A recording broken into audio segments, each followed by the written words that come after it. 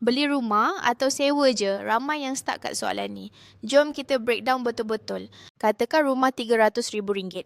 Loan 90%, bayar RM1,400 sebulan selama 30 tahun. Tambah cukai pintu, insurance, maintenance. Sewa apartmen sama. RM1,200 sebulan je. Tak payah fikir repair, tak payah bayar cukai. Jimat RM200 lebih setiap bulan. Tapi bila beli rumah, you dapat aset.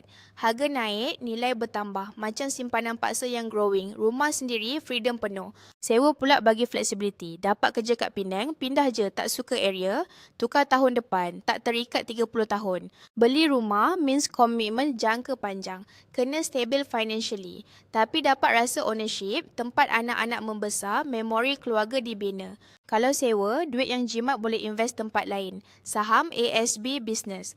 Diversify wealth instead of all in satu property. Kira betul-betul. Beli rumah, total bayar almost RM500,000 untuk loan RM270,000. Faham ke commitments ni? Sanggup ke? Tak ada jawapan betul atau salah. Bergantung pada situation you sekarang. Financial stability, life goals, family planning. So you pilih yang mana? Share kat komen.